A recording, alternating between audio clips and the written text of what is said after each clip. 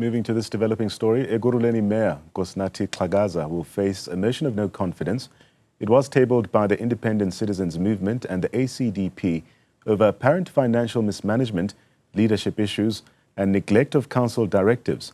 For more on this, let's speak now to ACDP Ekurhuleni caucus leader, that's Tambo Mokoena.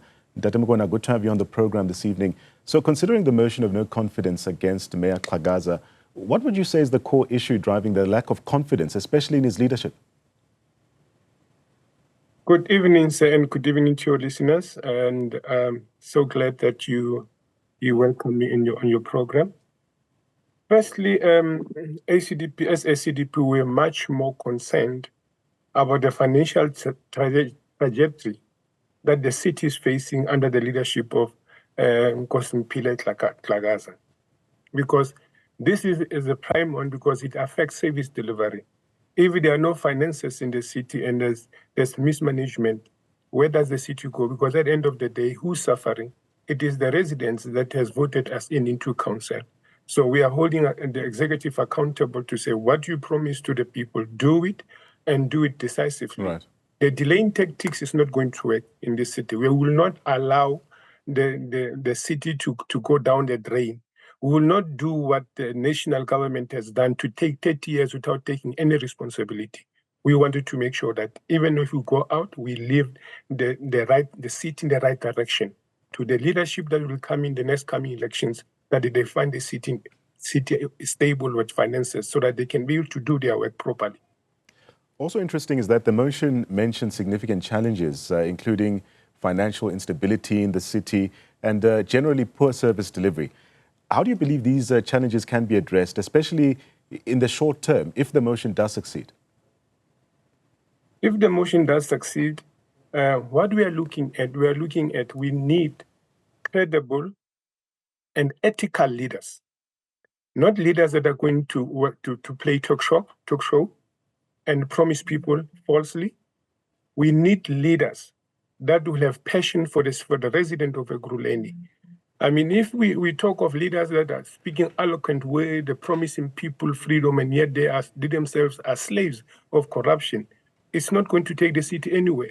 That is why even today, you will go to the city of Ekurhuleni, you will find out even the service providers, the SMEs, are not paid in time. Even other service providers, security, are not paid in time.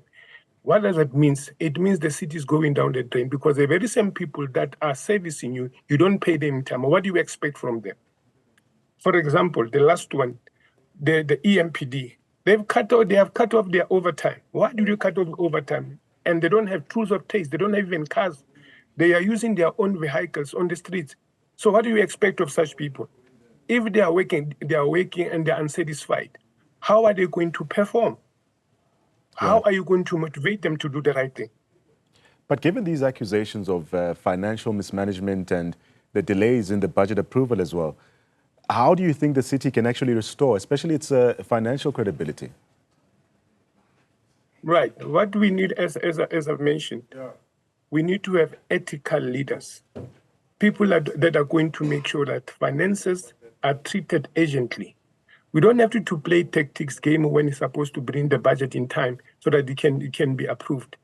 We have so many white elephants in the city that are eating the money of the city away, and yet the management are not doing anything about it.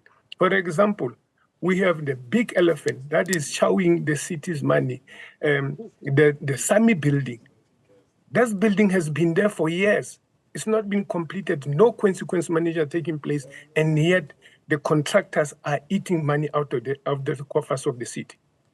But are you confident that you have, especially enough numbers to see this motion through? For us, it's not about numbers. For us, it's about ethical leaders and to do what is right. That is why at this moment, we're not going to lobby any people because we want councillors to act on their conscience.